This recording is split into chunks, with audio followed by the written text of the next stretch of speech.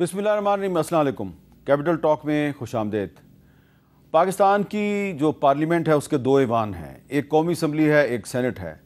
कौमी असम्बली में opposition leader और जो सेनेट है इसमें जो अपोजिशन लीडर हैं दोनों का ताल्लुक पाकिस्तान तहरीक इंसाफ के साथ है और आज फैसलाबाद की एक अदालत ने इन दोनों को सज़ा सुना दी है, जिसका वाज़ेह मतलब ये है कि इन दोनों को नाअहल भी करार दे दिया जाएगा, क्योंकि इससे पहले जो अरकान पार्लियामेंट जो हैं उनको 9 मई के मुकदमात में सज़ाएँ हुई तो बिल्कुल चंद दिनों के अंदर अंदर इलेक्शन कमीशन ऑफ पाकिस्तान ने उनको डिसक्वालीफाई कर दिया और कुछ जो अरकान हैं उनके हलकों में अब बाई इलेक्शन जो है वो भी हो रहा है। तो पिछले दिनों हमारे प्रोग्राम में बैरिस्टर गौहर अली ख़ान साहब ने ये कहा था कि सेनेट, कौमी असम्बली, पंजाब असम्बली और खैबर पख्तूनख्वा के कम से कम 75 जो अरकान हैं उनके सरों पर नाअहली की तलवार लटक रही है। तो अब ये सिलसिला बढ़ता ही जा रहा है।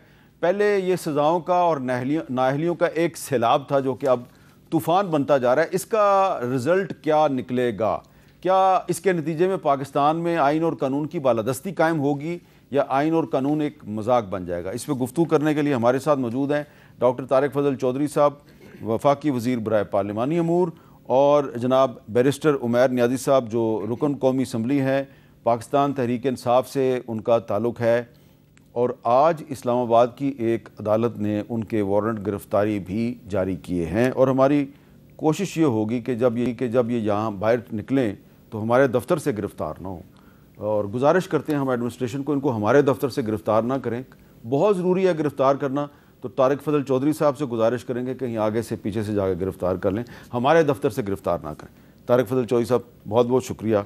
तो ये बताएं कि ये एक तूफ़ान शुरू हो गया है नाअहलियों का, सज़ाओं का, इसके बारे में बहुत से लोगों का एक ख्याल है कि अगर ये हुकूमत जो है ये बड़ी मजबूत है और बड़ी अपने आप को स्टेबल समझती है तो इतनी ज़्यादा नाअहलियाँ और सज़ाएँ नहीं होनी चाहिए। अगर कौमी असम्बली और सेनेट के अपोजिशन लीडर को भी आप डिसक्वालीफाई करवा रहे हैं तो इसका मतलब है कि आप खौफज़दा हैं काफ़ी। बिस्मिल्लाहिर्रहमानिर्रहीम, बहुत शुक्रिया मेरे साहब, आज प्रोग्राम में आपने दावत दी। देखिए, जो आपने कहा ना कि हुकूमत जो है वो शायद खौफज़दा है, गुजारिश ये है कि 9 मई के मुकदमात की मदई हुकूमत नहीं है, ना इसकी कंप्लेनेंट जो है पाकिस्तान मुस्लिम लीग नून है। 9 मई के तमाम वाक़यात की जो मदई है वो रियासत है और वो रियासती इदारे हैं और पाकिस्तान की अवाम है सबसे बढ़ के। ये 25 करोड़ अवाम जो हैं इन मुकदमात के मदई हैं, क्योंकि रियासत जो होती है वो ज़ाहिर है अवाम से बनती है, और अगर अवाम का ये मुकदमा था और ये अवाम का मुकदमा है। अब इसमें जो सज़ाएँ हुई हैं, देखिए कानून ने तो अपना रास्ता लेना होता है। अब सज़ाएँ टोटल लोग कितने थे? फैसलाबाद की जो 2 अदालतों से सज़ाएँ हुई हैं 185 सज़ाएँ कितने लोगों को हुई हैं? 108। इसका मतलब ये है कि बहुत बड़ी तादाद में लोग, लेकिन आज ये 3 अदालतों ने फैसले दिए हैं, टोटल 196 हैं। 9 मई के 3 मुकदमात का फैसला हुआ है, 196 अफराद को सज़ाएँ हुई हैं। इसमें कौमी असम्बली में अपोजिशन लीडर उमर अयूब साहब हैं, PTI के सेनेट में पार्लिमानी लीडर शिबली फराज साहब हैं, PTI की कौमी असम्बली में पार्लिमानी लीडर जरताज गुल हैं, इनको 10-10 साल कैद की सज़ा हुई है। MNA हामिद रज़ा साहब सुन्नी इत्तेहाद कौंसिल के सरबराह, इनको भी 10 साल कैद की सज़ा हुई है। और फवाद चौधरी, ज़ैन कुरैशी, फैज़ुल्लाह कमोका, अम्मारा रशीद, राना असद महमूद ख़ान, बिलाल अशरफ बसरा, हारून रशीद, साहबजादा हसन रज़ा, कामरान बिर्ग बरी हो गए हैं, बरी भी हुए हैं जी, बरी भी हुए हैं ना। मैं आपको यही बात कर रहा था कि मेरे पास ये 185 की फिगर थी, आपने 196 की दी है, करीब हैं। तो तकरीबन 60 से 65 लोग जो हैं वो इन अदालतों से बरी भी हुए हैं आज। इससे पहले आप देखें कि 22 जुलाई को सरगोदा, लाहौर, फैसलाबाद की अदालतों से 9 मई के मुलजमान को सज़ा होती है और उसमें भी दर्जनों लोग जो हैं वो बरी भी होते हैं और कुछ को सज़ा भी होती है। इसी तरह मिलिट्री कोर्ट्स, वहाँ से भी लोगों को सज़ा भी हुई है, लोग बरी भी हुए हैं। इसका मतलब ये है कि जब सज़ा हो रही है तो यकीनन ठोस शवाहिद की बुनियाद के ऊपर, वीडियोज़ की बुनियाद के ऊपर ये सज़ाएँ हो रही हैं। और पाकिस्तान का जो आप ये कहें कि हमारा जो एक लीगल सिस्टम है, हमारी कोर्ट्स हैं, उनके लिए यकीनन ये एक बहुत बड़ा चैलेंज था कि 9 मई 2023 के बाद जब आपके रियासती इदारों पे हमले होते हैं, अस्करी तनसीबात पे हमले होते हैं, शुहदा की यादगारों पे हमले होते हैं, कौमी अमलाक पे हमले होते हैं, तो क्या इन लोगों को कटारे में लाया जाएगा? क्या कभी इनको सज़ा होगी?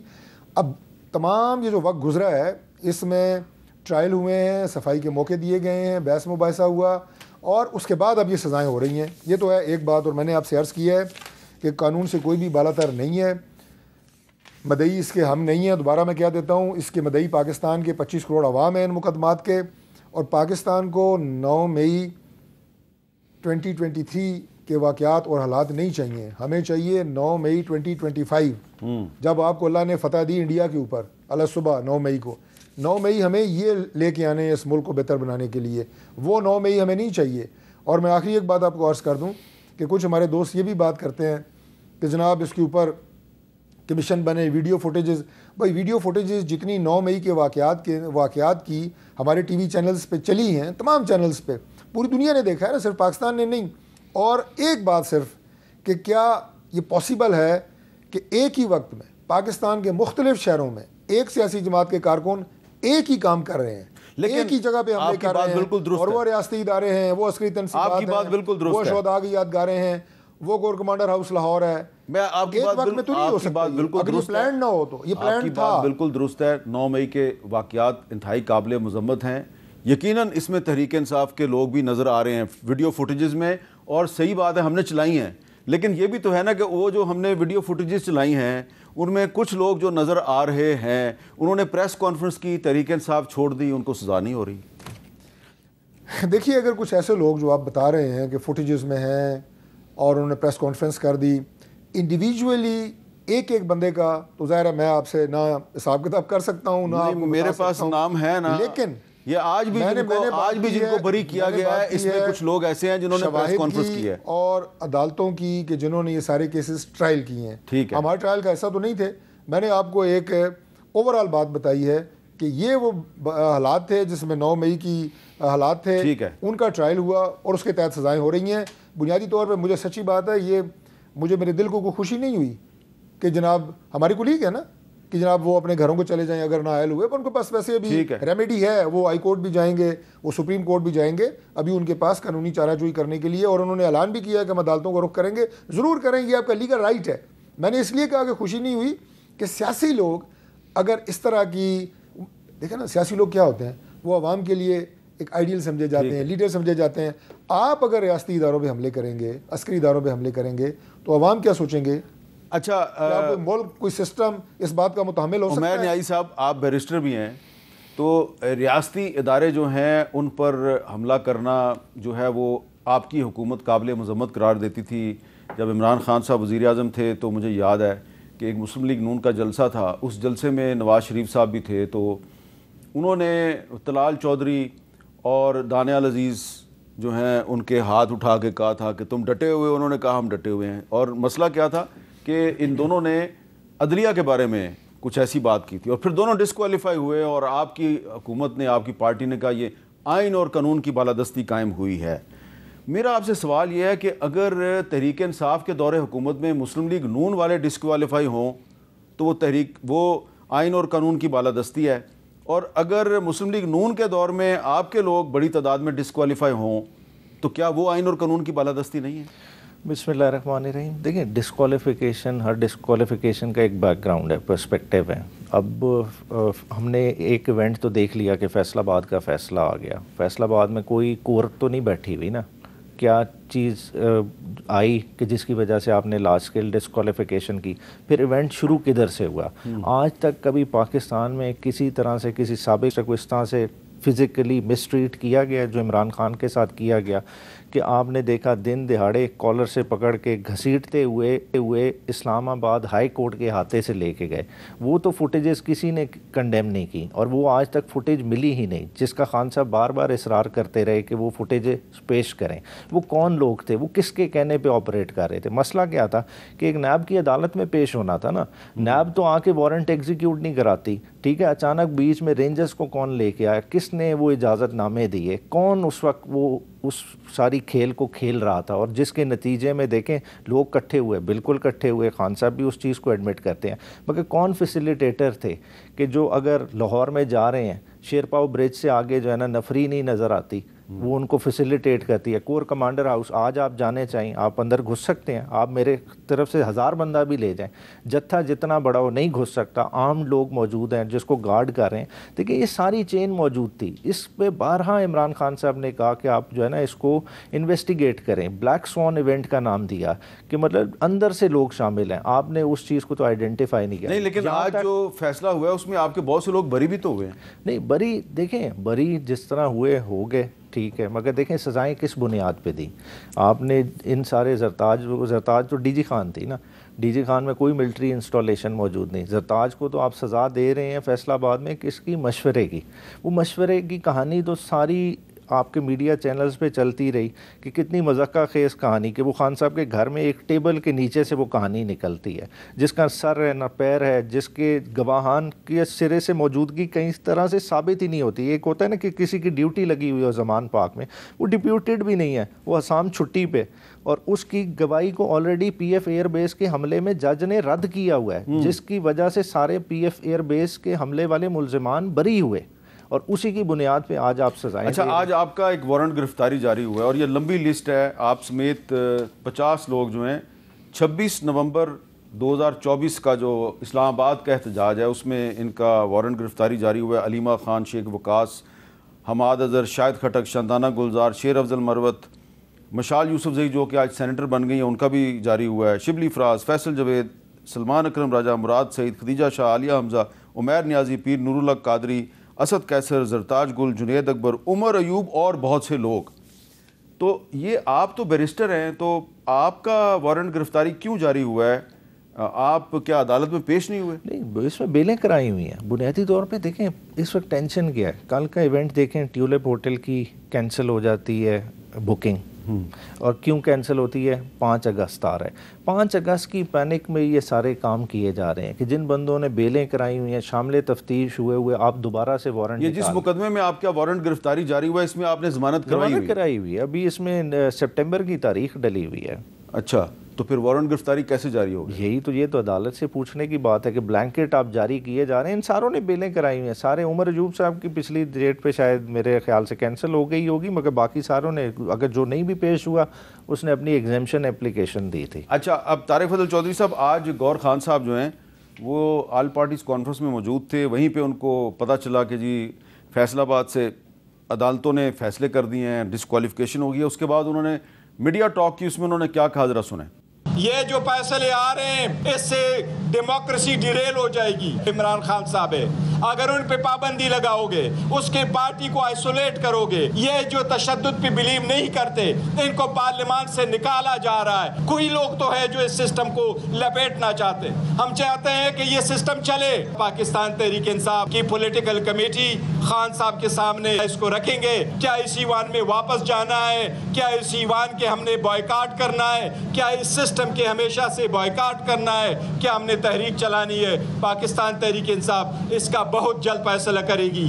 طارق فضل چودھری صاحب, آپ کو یاد ہے کہ تحریک انصاف جو ہے وہ پہلے بھی استعفے دے چکی ہے اسمبلیوں سے, بلکہ اپنے ہی صوبوں میں اسمبلیاں ڈیزالو بھی کر چکی ہے جہاں ان کی حکومت تھی, اور پھر قومی اسمبلی سے استعفے بھی دے چکی ہے. اگر انہوں نے ایک دفعہ پھر استعفے دے دیے تو آپ یہی کہیں گے ہم بائی الیکشن کرا دیں گے, لیکن اس سے یہ آپ کو نہیں لگتا کہ پاکستان میں جو جمہوریت ہے وہ بالکل پہلے ہی کافی بدنام ہے, منی مزید بدنام ہو جائے گی؟ دیکھیے, جب انہوں نے اسمبلی سے استعفے دیے اور اس کے بعد انہوں نے اپنی صوبائی اسمبلیاں توڑیں, تو میر صاحب صرف ایک جملہ میں کہوں گا, تقریباً 75% پاکستان پہ انکلوڈنگ آزاد کشمیر, انکلوڈنگ نہیں پلس آزاد کشمیر پلس گلگت بلتستان ان کی حکومت تھی. لیکن یہ استعفے دینے میں اور اپنی اسمبلیاں توڑنے میں اتنی مہارت رکھتے ہیں کہ انہوں نے اپنی وہ حکومتیں خود گرائیں. یہ ان کی ایک جو ہے نا وہ پولیٹیکل وزڈم اور سیاسی بصیرت اس کا مظاہرہ تھا. جس کا دوبارہ بھی تو کر سکتے ہیں نا, نہیں کریں, شوق سے کریں, وہ تو ان کے پاس ایک آپشن ہے. لیکن میں سمجھتا ہوں کہ انہیں مشورہ دے رہا ہوں انہیں کہ انہیں جو لیگل رائٹس انہیں اویلیبل ہیں. آپ نے بڑا صحیح سوال ان سے پوچھا کہ ہمارے دور میں بھی لوگ ڈسکوالیفائی ہوئے ہیں. آپ نے اس وقت بڑی نظام انصاف کی بھی بڑی تعریفیں کی اور سارا کیا, تو ہم نے تو لیگل ریمیڈی لی. اس کے بعد وہ آج اس وقت ڈسکوالیفائی ہوئے تھے, آج وہ وزیر مملکت ہیں داخلہ کے طلال صاحب. لیکن 5 سال ڈسکوالیفائی رہے, وہ رہے 5 سال رہے. یہی تو میں کہہ رہا ہوں کہ وی ٹک دا لیگل کورس. انہوں نے اپنا جو قانونی راستہ تھا وہ اختیار کیا. باقی بیرسٹر غور صاحب جو کہہ رہے ہیں نا کہ ڈیموکریسی کو خطرہ ہے اس طرح کے فیصلوں سے, ڈیموکریسی کو خطرہ 9 مئی جیسے واقعات سے ہے کہ اگر عوام کسی بھی ملک کے وہ اپنی فوج اور عسکری ادارے اور قومی املاک پہ حملہ کریں گے، اس سے ڈیموکریسی کو خطرہ ہوتا ہے. نظام اس طرح نہیں چلتے. آج پاکستان کا سسٹم آپ کیا سمجھتے ہیں کہ اس میں اگر یہ اینگر اور یہ نفرت اور جس کا مظاہرہ آپ نے 9 مئی کے واقعات کی شکل میں دیکھا، کیا یہ معاشرے کو اور سوسائٹی کو اور اس سسٹم کو چلنے دے سکتا ہے؟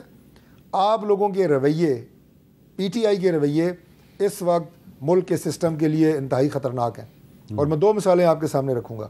ابھی میرے بھائی عمیر صاحب نے بات کی، انہوں نے کیا کہا؟ انہوں نے کہا جناب کہ یہ 5 اگست کے واقعات کی وجہ سے حکومت جو ہے کوئی اس کے کوئی آسان خطا ہوئے ہیں. بالکل بھی نہیں، آسان خطا نہیں ہے. ہم نے وہ تمام تر انتظامات کرنے ہیں جو آپ نے ماضی میں اجازت لی، ایک پرامن سیاسی احتجاج، اور اس کے بعد اس کی آڑ میں آپ نے پرتشدد احتجاج نہیں، حملے کیے اسلام آباد کے اوپر، جس میں کئی قیمتی انسانیں جانیں گئیں، پولیس کے لوگ اس میں شہید ہوئے، رینجر شہید ہوئی. وہ ہمیں سارا ماضی آپ کا یاد ہے. اور اب میں اس میں ایڈ کر دوں کہ جب آپ کے صوبے کا ایک وزیر اعلیٰ وہ ٹی وی کے اوپر یہ بات کرتا ہے کہ اب ہم اسلحہ لے کے آئیں گے، بندوقیں لے کے آئیں گے اور گولیاں ماریں گے، تو کیا ہم پورے پاکستان کو آپ کے لیے کھلا چھوڑ دیں کہ جہاں مرضی آپ جناب حملے کرتے پھریں اور مسلح جتھے لے کے پھریں؟ یہ کوئی پولیٹیکل احتجاج؟ کبھی آپ نے کسی ورکر کے منہ سے بھی یہ بات سنی ہے کہ ہم اسلحہ لے کے جائیں گے کسی سیاسی اجتماع پہ؟ اور صوبے کا وزیر اعلیٰ کہہ رہا ہے، جو کہہ رہا ہے میں احتجاج کو لیڈ کروں گا. اور اس سے زیادہ خوفناک بات آپ دیکھیں، انہوں نے پچھلے دنوں ایک بیان دیا، یعنی میر صاحب میں ایک پاکستانی ہونے کی حیثیت سے یہ بات کر رہا ہوں کہ اس سے زیادہ میں کہوں گا کہ صفاقانہ رویہ ریاست کے ساتھ نہیں ہو سکتا کسی بھی سیاسی جماعت کا کہ آپ بیان یہ دے رہے ہیں کہ ہم دہشت گردوں کو پکڑتے ہیں اور جناب ادارے چھڑا کے لے جاتے ہیں. اب اس کا نتیجہ کیا ہوا ہے؟ انڈیا نے فیٹف میں درخواست دی ہے اور بیان ساتھ اٹیچ کیا ہے وزیر اعلیٰ علی امین گنڈا پور کا. یہ دیکھیں ایک صوبے کا وزیر اعلیٰ کیا کہہ رہا ہے. اس کا مطلب یہ ہے کہ ادارے وہاں پہ یہ کر رہے ہیں. اس سے زیادہ کوئی شرمناک بات ہے؟ اچھا، پھر کے پی کے جو حالات ہیں اس وقت، دہشت گردی ہے وہاں پہ، آپ کی افواج، آپ کے عسکری ادارے، انٹیلیجنس ادارے، شاتیں وہاں پہ جناب ہو رہی ہیں، وہ لوگ لڑ رہے ہیں اور لڑنا ہے، ہم نے آخری دم تک لڑیں گے انشاءاللہ دہشت گردوں کے خاتمے تک. لیکن اس دوران جو فیک نیوز وہاں پہ پھیلائی جا رہی ہیں، جو کے پی کی گورنمنٹ وہاں پہ کر رہی ہے، ان کی پارٹی جو وہاں پہ سوشل میڈیا پہ تماشا لگایا ہوا ہے، غلط خبریں پھیلا رہے ہیں. عمیر نیازی صاحب یہ بتائیں، بہت افسوسناک ہے. یہ بتائیں کہ کیا یہ گوہر ایوب صاحب، عمر ایوب صاحب کی ڈسکوالیفیکیشن کے بعد اور شبلی فراز صاحب کی ڈسکوالیفیکیشن کے بعد یہ جو گور خان صاحب نے آج بات کی ہے کہ جناب ہم نے ابھی سوچنا ہے، فیصلہ کرنا ہے، عمران خان سے مشورہ کرنا ہے کہ ہم نے ایوان میں واپس جانا ہے کہ نہیں جانا. پہلے بھی آپ استعفے دے چکے ہیں قومی اسمبلی سے، دوبارہ بھی دے سکتے ہیں؟ دیکھیں آج جو سینٹیمنٹ ہے نا پارلیمانی پارٹی کا، دیکھیں ساروں کو نظر تو آ رہا تھا یہ ہونا ہے، مگر جب ظاہری بات ہے جب چیز ہو جاتی ہے اس کا ریئیکشن اور طرح سے آتا ہے. آج لوگوں کو صحیح طرح سے فیل ہوا ہے، اور ساتھ ساتھ جو اس وقت ملکی حالات چل رہے ہیں، پولیٹیشین سمجھ رہے ہیں کہ وہ ارریلیونٹ ہے اس نظام میں، اور اس نظام کے ساتھ کھڑے ہو کے اس کا بوجھ اٹھانے سے بہتر ہے کہ آپ سائیڈ پہ ہو جائیں. کیونکہ جو اس وقت حالات، یہ آپ کی بھی ذاتی رائے ہے؟ ذاتی 100%. دیکھیں اس وقت خود آپ دیکھیں نا کہ آپ دیکھیں کہ آپ کا کندھا کسی اور چیز کے لیے استعمال ہو رہا ہو. سمپل سا ہے، دیکھیں انہوں نے تو اپنا کندھا دے دیا، آج ہم اس نظام کو اپنا کندھا دے دیں اور کل کو ہماری آنے والی نسلیں ہمیں اس چیز پہ معاف نہ کریں. دیکھیں بہت سارے کام ہو رہے ہیں اوور آل. دیکھیں بلوچستان، انہوں نے کہا نا کہ 9 مئی جیسا بھائی واقعہ ہو گیا، کنڈیم کر رہے ہیں اسے. دیکھیں 8 فروری بھی تو اس ملک میں ہوا تھا، آپ نے 8 فروری کو کیا کیا؟ اس سے بڑی عوامی مینڈیٹ کی کیا توہین تھی؟ کیا اس کا کسی نے مقدمہ درج کیا؟ کمشنر لاہور کا، کمشنر راولپنڈی کو تو کسی نے نہیں سنا نا. اس کے علاوہ جو بلوچستان میں ہو رہا ہے، دیکھیں بلوچستان میں آج بی ایل اے کو جو ہے نا بزنس مین بھتہ دے رہے ہیں، کانے جو لوگ چلا رہے ہیں ان کو دے رہے ہیں، آپ کو وہ نہیں نظر آ رہے. آپ کو تحریک انصاف کی اسٹریٹ موومنٹ چبھ رہی ہے، مگر آپ اس انڈر کرنٹ کو سمجھ ہی نہیں رہے جو عوام میں لاوا پک رہا ہے. یہ خالی پی ٹی آئی کا مسئلہ نہیں ہے. آپ ہمارے چلیں 90 پارلیمانی پارٹی کو کم کر کے 70 پہ لے جائیں گے، اس سے کم کر لیں گے، انہیں بالکل چپ کرا لیں گے، مگر کیا آپ 25 کروڑ عوام کو اس وقت پیسے؟ یہ بتائیں کہ یہ جنید اکبر صاحب جو ہیں آپ کے ساتھی ہیں، ایم این اے ہیں، وہ کہہ رہے ہیں عدالتیں الگ الگ سزائیں کیوں دے رہی ہیں، ایک ہی بار میں پی ٹی آئی کی پوری قیادت کو 10-10 سال کی سزا سنا دیں تاکہ یہ معاملہ ہی ختم ہو. اب تو ان سزاؤں پر حیرت بھی نہیں ہوتی، مزاحمت کا راستہ ہی آزادی کا راستہ ہے. اس کا کیا مطلب ہے؟ مزاحمت کا راستہ ہی آزادی کا راستہ ہے. دیکھیں ایوانوں کا رخ جو ہے نا خود ہی یہ بند کر رہے ہیں. دیکھیں ایوانوں کے اندر پولیٹکس چلتی تھی نا، دیکھیں یہ پاسٹ کی اسٹریٹجی چل رہی ہے. دیکھیں ایوب خان کے دور میں بھی ایبڈو آیا، سیاستدانوں کو آپ نے مارجنلائز کیا، کیا اس سے سیاستدان ختم ہو گئے؟ دیکھیں پولیٹیکل فورسز رہتی ہیں، پولیٹیکل فورسز آپ کو چاہیے تبھی یہ سسٹم چلے گا. آپ کہیں کہ انہیں ہم ریپلیس کر کے یہ نظام چلا لیں گے، یہ نظام نہیں چلنا. اور جو اس وقت ایک مطلب خاص طور پہ کے پی کے میں صورتحال بنی ہوئی ہے، لوگ اپنی گورنمنٹ کو کوس رہے ہیں، وہ فیڈرل گورنمنٹ ہو یا پروونشل گورنمنٹ ہو، کیونکہ ان کی سیفٹی، ان کی ویل بینگ نہیں گارنٹی ہو رہی. لوگ اپنے خون کا جو ہے نا تقاضا کر رہے ہیں کہ ہمارا خون کیا پانی سے سستا ہے. تو دیکھیں ان کو کون جواب دے گا؟ تو اس لیے میں سمجھتا ہوں کہ سیاستدان جو ہے نا، تو آپ صرف قومی اسمبلی سے نہیں بلکہ صوبائی اسمبلیوں سے بھی استعفے پہ غور کر رہے ہیں؟ دیکھیں اوور آل جو اس پہ اسٹریٹجی بنے گی، دیکھیں کوئی صوبائی حکومت کوئی پھولوں کا سیج تو نہیں ہے اس وقت. دیکھیں اگر کوئی آپریشن بھی چل رہا ہے تو اس کی ڈائریکٹ ذمہ داری کس پہ جائے گی؟ ہم چاہے اس کو پریس کانفرنس میں کنڈیم بھی کر لیں، اگر جس ایم این اے کے حلقے میں ہو رہا ہے، کیا وہ آرام سے چین سے رہ سکتا ہے؟ کیا وہ اپنے علاقے میں جانے کے قابل رہے گا؟ خود دیکھیں اگر پی ٹی آئی نے اے این پی کی طرح اپنی سیاست ختم کرنی ہے تو بیٹھی رہے اسی طرح حکومت میں. ایک بریک لیتے ہیں جی، بریک کے بعد دوبارہ ملتے ہیں.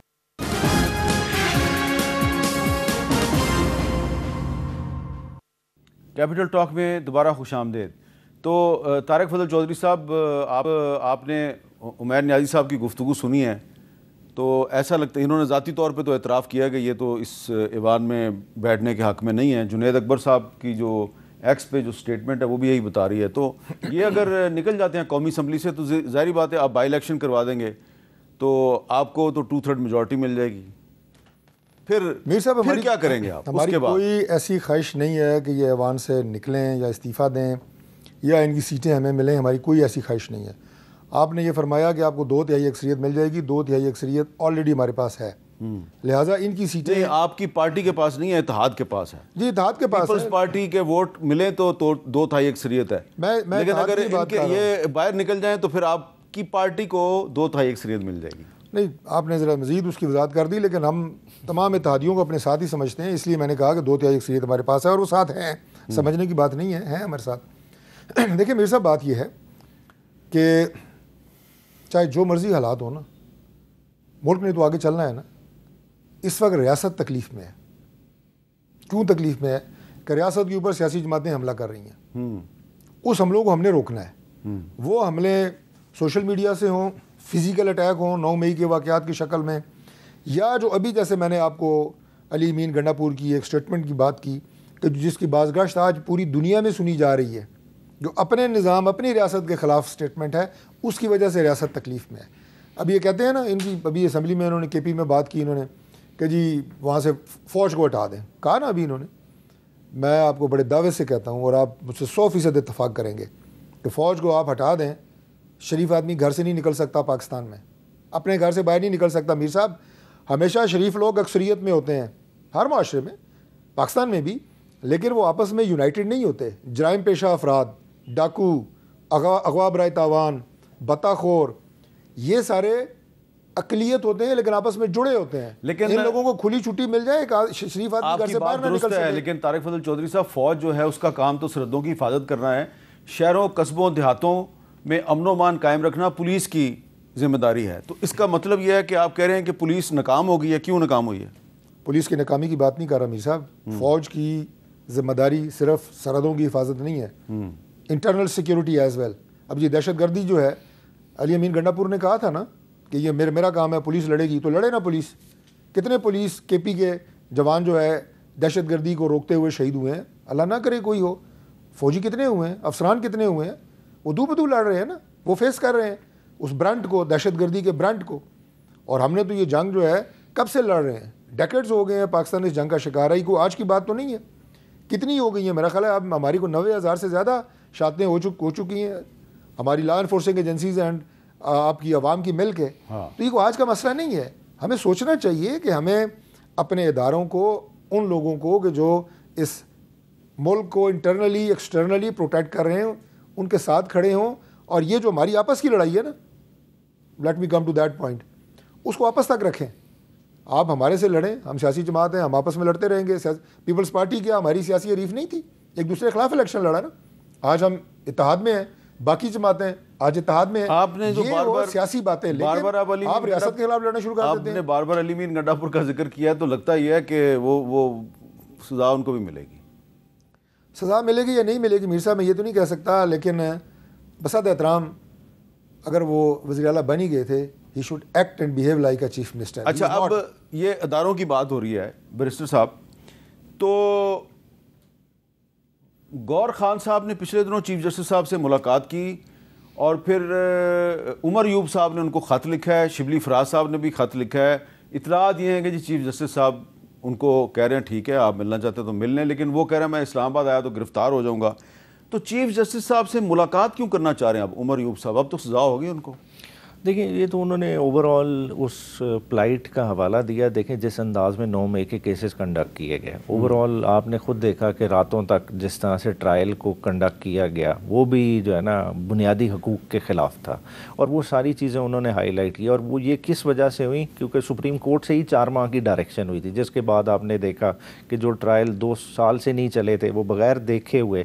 کہ دیکھیں ٹرائل کا کانسیپٹ کیا ہے کہ تمام جو چلان آ جاتے ہیں اکٹھے کنسولیڈیٹ ہو کے ایک ہی دفعہ ٹرائل ہوتا ہے. اس میں کیا کیا گیا, پک اینڈ چوز کیا گیا کہ جو پکڑا سلیکٹیو رکھ لیا, بہت ساروں کو چھوڑ دیا, نہیں شامل کیا. انہیں شامل کرتے تو ڈینوو ٹرائل کرنا پڑتا, دوبارہ سے شروع کرنا پڑتا, مگر انہوں نے وہ نہیں کیا. بہت ساری اس میں لیگل انفرمٹیز چھوڑ دی گئی, مگر کیونکہ ایک بیانیہ ثابت کرنا تھا 26ویں آئینی ترمیم کے بعد, اب وہ والے تو معاملات رہے نہیں کہ آپ کہیں کہ جی فیئرنیس اس لیول پہ برقرار ہے, تو اس ساری چیز کو انہوں نے ہائی لائٹ کیا. تو اس کا مطلب ہے کچھ نہ کچھ تو آپ کو امید ہے, کچھ نہ کچھ اعتماد تو ہے آپ کو سپریم کورٹ سے؟ نہیں دیکھیں اعتماد کی بات نہیں. دیکھیں ہم ایک سسٹم میں رہ رہے ہیں, ہم تو بار بار سسٹم کے تھرو ہی جانا چاہ رہے ہیں, چاہے عدلیہ جتنی کمزور ہو گئی. 26ویں آئینی ترمیم کے بعد جو ہے نا ایک قسم کا ایگزیکٹو نے اس پہ دھاوا بول دیا, مرضی سے اپوائنٹمنٹس کر لی, سب کچھ کر لی, مگر پھر بھی ہم سسٹم کے اندر رہ کے جد و جہد کر رہے. دیکھیں ہم سیاسی جماعت ہیں, ہم سمجھتے ہیں ہم نے رستہ اپنا اس سسٹم کے اندر سے نکالنا ہے, مگر ان فیصلوں نے ثابت کر دیا کہ ہماری سوچ درست نہیں ہے.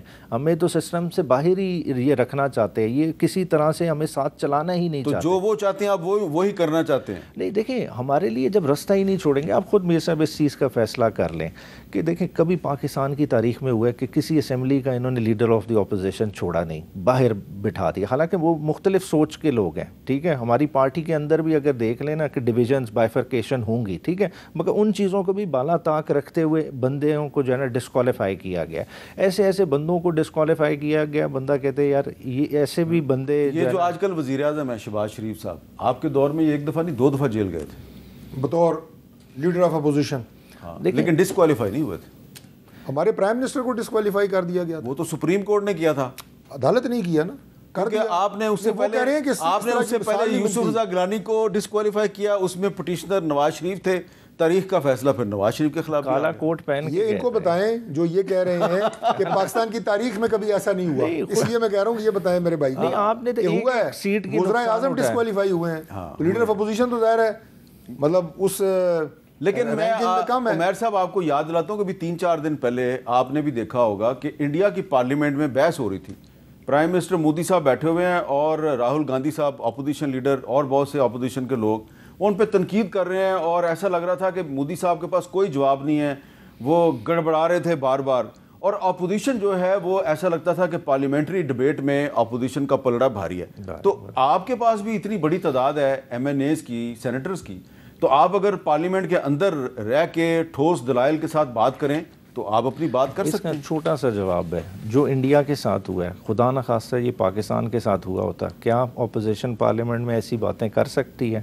کیا اس کے بعد اپوزیشن کے کپڑے برقرار رہتے؟ مودی صاحب کہہ رہے تھے کانگریس کو کہ آپ پاکستان کی پروکسی ہیں. وہ سیاستدان ایک دوسرے کو کہہ رہے ہیں نا, تو یہ بھی کہتے رہے, ہم بھی ایک دوسرے کو کہہ رہے ہیں. بات ہے کہ ہم نے پارلیمنٹ کو انٹ سے ارریلیونٹ کر دیا. وہاں کدھر سیکیورٹی, نیشنل سیکیورٹی کے ایشوز پہ ڈیبیٹ ہوتی ہے. اتنے بڑے بڑے آپریشن ہو رہے ہیں, کیا پارلیمان کو کبھی کانفیڈنس میں لیا گیا ہے؟ دیکھیں آج منرلز کی ایک ڈیبیٹ چل رہی ہے, ایک چلے تاثر غلط ہوگا, مگر کے پی کے کی عوام میں تاثر بن گیا کہ یہ آپریشن منرلز کے لیے ہو رہا ہے. کیا اس تاثر کو ظاہر کرنے کے لیے ڈیبیٹ اوپر سے ڈونلڈ ٹرمپ نے بیان دے دیا ہے کہ جی پاکستان سے وہ تیل نکلنے والا ہے اور پاکستان وہ تیل جو ہے وہ انڈیا کو ایکسپورٹ کرے گا. بات تو بڑی اچھی ہے, اور سب کی خواہش ہے کہ پاکستان بھی جو ہے وہ اس قابل ہو جائے کہ تیل نکال کے نہ صرف خود استعمال کرے بلکہ دوسرے ملکوں کو فروخت بھی کرے. تو یہ ڈونلڈ ٹرمپ نے جو بات کی ہے اس پہ ہم بھی کچھ بات کریں گے ایک وقفے کے بعد.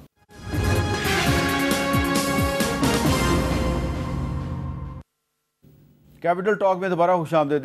ایک طرف پاکستان میں آپ کو کافی سیاسی بے یقینی نظر آ رہی ہے. اپوزیشن کے بہت سے رہنما جو ہیں ان کو عدالتیں سزائیں دے رہی ہیں, election commission of Pakistan disqualify کر رہا ہے.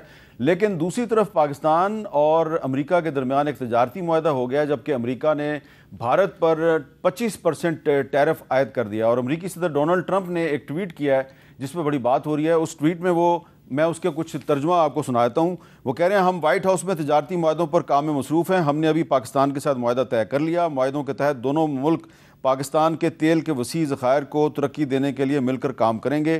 ہم تیل کمپنی کا انتخاب کرنے کے عمل میں ہیں جو اس شراکت داری کی قیادت کرے گی. ممکن ہے کہ مستقبل میں پاکستان کا تیل بھارت کو بھی فروخت کیا جا سکے گا. یہ بہت بڑی بات ہے اور اس پر پاکستان پیپلز پارٹی جو کہ حکومت کی اتحادی ہے اس کے ایک سینئر رہنما سابق چیئرمین سینٹ جناب میاں رضا ربانی صاحب نے ایک بیان دیا ہے. وہ کہہ رہے ہیں کہ یہ شفافیت اور گڈ گورننس کے لیے افسوسناک دن ہے جب تیل کی تلاش کا معاہدہ امریکی صدر کی ٹویٹ سے پتہ چلے. اس طرح کے سودے اور منصوبے آئین کے آرٹیکل 172 کے تحت ہوتے ہیں جس کی شق 3 کے تحت تمام زمینوں, معدنیات اور دیگر قیمتی اشیاء کی 50% ملکیت صوبوں کی ہے.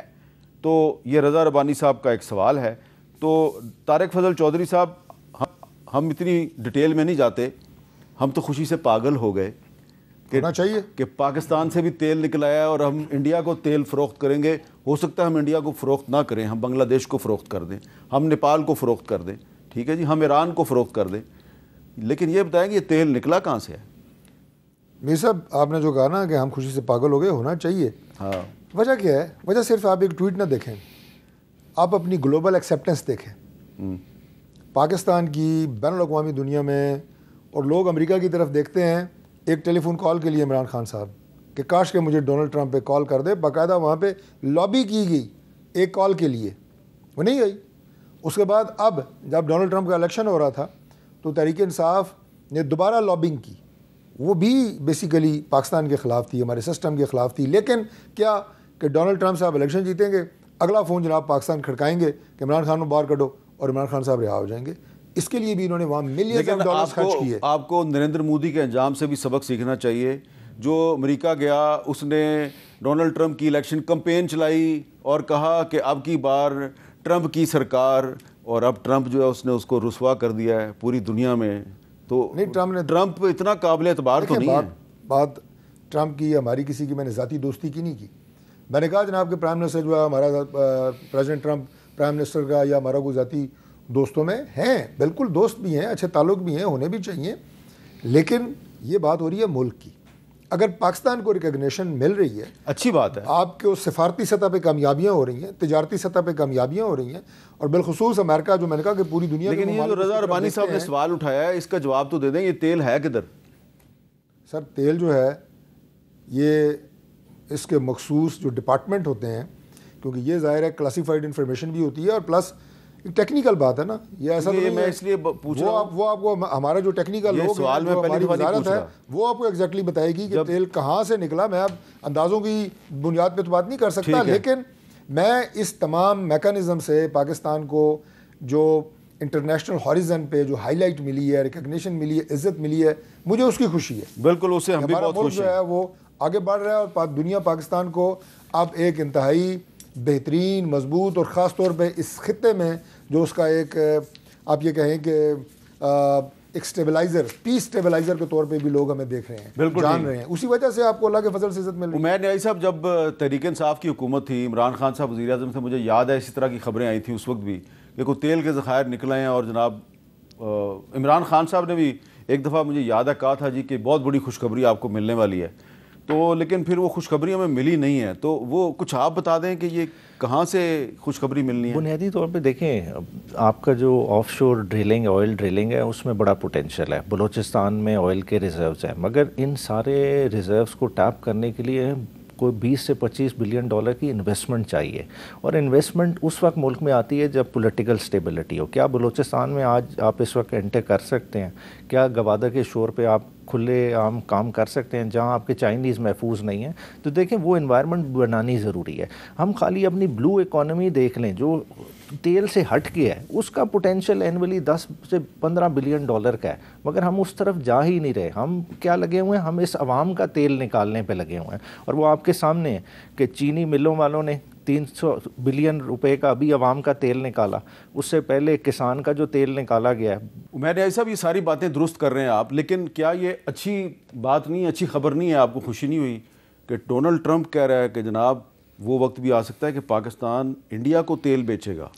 नहीं, नेचुरली देखें, पाकिस्तान का पोटेंशियल बहुत बड़ा है, मगर हम अपने अवाम को इस पोटेंशियल में शामिल ही नहीं कर रहे। देखें, बात है कि जो अभी आपने रज़ा रब्बानी साहब की बात की, दूसरे सियासतदानों की बात करें, बलोच नेशनलिस्ट को आज आपने नाराज़ किया, इन्हीं फैसलों की वजह से किया हुआ है ना। जिनके ज़खायर हैं, जो बैठे हुए हैं ऊपर, उनको आप कंसल्ट ही नहीं करते। देखें, अच्छा, इस पे तारिक फजल चौधरी साहब छोटा सा एक जवाब दे देना।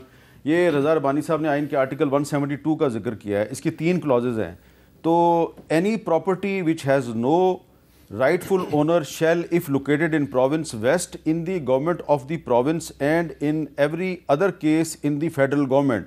اور اس کے اینڈ میں ہے کہ subject to the existing commitments and obligations, mineral oil and natural gas within the province or the territorial waters adjacent thereto shall vest jointly and equally in that province and the federal government. تو کم از کم اس صوبے کو تو پتہ ہونا چاہیے جس صوبے میں آئل کے ذخائر کا اعلان ڈونلڈ ٹرمپ صاحب امریکہ میں بیٹھ کے کر رہے ہیں۔ میرے صاحب 2 طریقے سے میں آپ کے اس سوال کا جواب دوں گا۔ پہلی بات تو یہ ہے کہ رضا ربانی صاحب بہت سینئر ہیں، میں ان کے بارے میں کوئی نیگیٹو بات چاہوں بھی تو نہیں کر سکتا، لیکن یہ جو انہوں نے بات کی ہے نا، یہ کوئی سمجھ سے بالا تار ہے۔ اس کی وجہ کیا ہے؟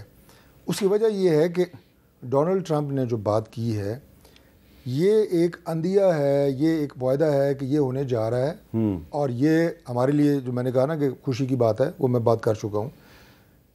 ڈونلڈ ٹرمپ کی اس ٹویٹ میں کیا صوبوں اور مرکز کے درمیان پرسنٹیج کا بھی ذکر ہے؟ نہیں۔ تو پھر اعتراض کس بات کا ہے؟ اس نے یہ کہا ہے کہ نہیں، یہ سارے پیسے اس کو چلو اس کو چھوڑ دینا، ہم تو صرف یہ کہہ رہے ہیں یہ ہمیں بتا دیں، پاکستانیوں کو بتا دیں یہ تیل کے ذخائر ہیں کہاں پہ۔ سر ذخائر کا بھی میں نے آپ کو بتایا ہے کہ جو ہمارے ٹیکنیکل ایکسپرٹس ہیں اور اس فیلڈ کے ایکسپرٹس ہیں وہ بتائیں گے، پوری ڈیٹیل قوم کے سامنے آئے گی۔ لیکن میں یہ کلیئر کرنا چاہتا ہوں کہ as per the constitution and as per the other constitutional bodies, جس میں صوبوں اور مرکز کے درمیان وسائل کی تقسیم کلیئرلی درج ہے، وہ آپ کا وفاقی بجٹ ہو، وہ آپ کے منرلز اینڈ مائنز کے وسائل ہوں، پیٹرولیم ہو، گیس ہو، کچھ بھی ہو، وہ صوبوں کو ان کا حصہ ملے گا۔ یہ کیسے ہو سکتا ہے کہ مرکز جو ہے وہ اس کے اوپر نظر جما کے بیٹھا ہو ہی نہیں سکتا۔ لہٰذا یہ میں گزارش کروں گا کہ وقت سے پہلے اس طرح کی افواہیں پھیلانا، اس طرح کی بے یقینی کی کیفیت پیدا کرنے کی کوشش کرنا، یہ انتہائی غلط ہے۔ ٹھیک ہے، آپ نے مذمت کر دیا رضا ربانی صاحب، very senior person, I don't expect that. بہت شکریہ طارق فضل چودھری صاحب اور برسٹر عمیر نیازی صاحب۔ اور میں آخری مؤدبانہ انداز میں بڑے ہی ادب سے یہ گزارش کروں گا کہ ہم بہت خوش ہیں کہ پاکستان میں تیل کے ذخائر جو ہیں وہ موجود ہیں، اور اکثر ہمیں یہ خبریں پتہ چلتی رہتی ہیں لیکن اس کا کوئی ثبوت نہیں ملتا، اور مجھے یقین ہے کہ پاکستان میں بہت سے ذخائر موجود ہیں، تیل کے ذخائر بھی موجود ہیں، ذہین افراد کے ذخائر بھی موجود ہیں، لیکن یہ جن تیل کے ذخائر کا اعلان ڈونلڈ ٹرمپ صاحب کی ٹویٹ کے ذریعے ہوا ہے، ہم اس پہ بہت خوش ہیں، لیکن پلیز بتا تو دینا یہ ہیں کہاں پہ۔ اجازت دیجیے، اللہ حافظ۔